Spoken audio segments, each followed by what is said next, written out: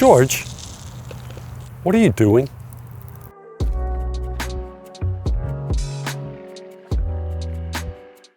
So I went to culinary school. I'm not intimidated to cook for George, but when I invite him over for something as simple as cheese and crackers, it's like, I don't know what kind of crackers to get him. He won't eat anything with flour. He only eats grains if they're sprouted. I mean, what kind of crackers? I spend like 3 hours staring at the cracker aisle trying to find something he'll eat.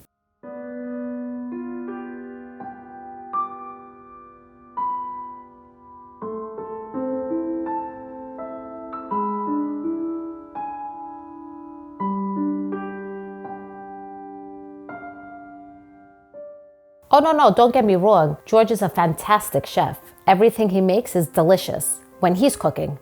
But when I have to cook, I have to worry about he doesn't eat grains. He doesn't eat gluten. He doesn't eat rice. Rice? Who the hell doesn't eat rice? Freaking 2 billion people in China eat rice every day. No. I make my dinner. Whoever's hungry, that's what we're eating, what I made. But I'm not making this just for me to eat, so we haven't really been eating it at all, and I do feel a lot better. I am really thankful and happy for the support that I get from my friends and family, especially since I'm on such a difficult diet. Grain-free is not easy for people, but they've embraced it. They don't have a problem with it, and they're really, really supportive, and I'm very, very thankful for that. And I think I may have rubbed off on them a little bit.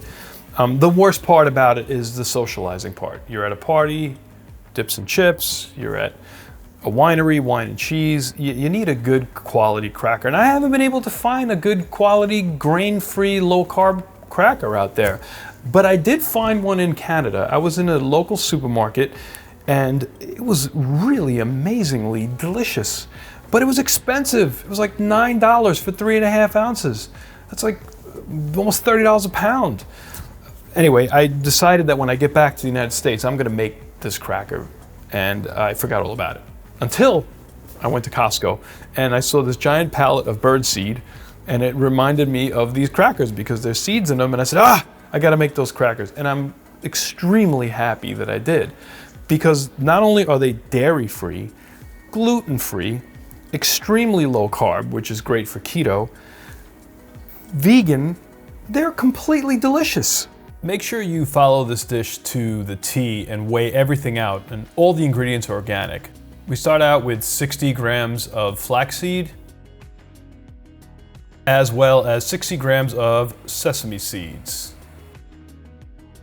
Besides being organic, make sure that all of the ingredients are raw and not toasted. Next, you're gonna add 40 grams of organic raw sunflower seeds. The last of the seeds that we're gonna add are organic raw pumpkin seeds, 20 grams. You're gonna wanna give these seeds a really nice stir, make sure they're spread out evenly. Now, this part is tricky and kind of crucial. You're gonna use 1 cup of cold water, and then you're gonna add to that 1 tablespoon of psyllium husk. Before you add heat to this, you have to make sure it's completely dissolved. Otherwise, it's gonna clump up on you and you're gonna have a mess. Then you're gonna add 1 teaspoon of Celtic sea salt to that and mix it thoroughly. Turn the heat on and make sure you stir until it starts to bubble and it really thickens, almost like slime.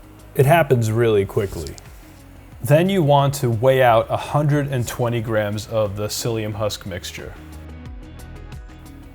Don't let that texture throw you off. It's gonna dehydrate in the oven. There isn't gonna be any bit of slickness to this at all. It's gonna be very, very dry, but you have to make sure that it's mixed extremely thoroughly. You need to make sure that there aren't any pools of psyllium husk anywhere.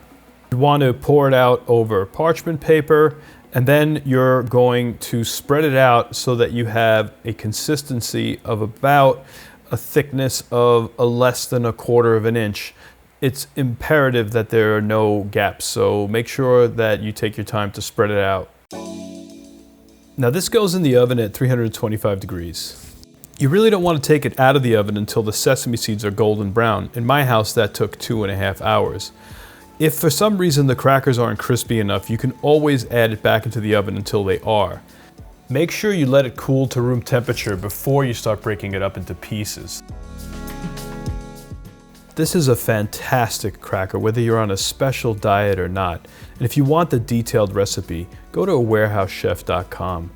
As always, thank you for tuning in. Please consider subscribing, and remember, save money, eat healthy, cook like a pro.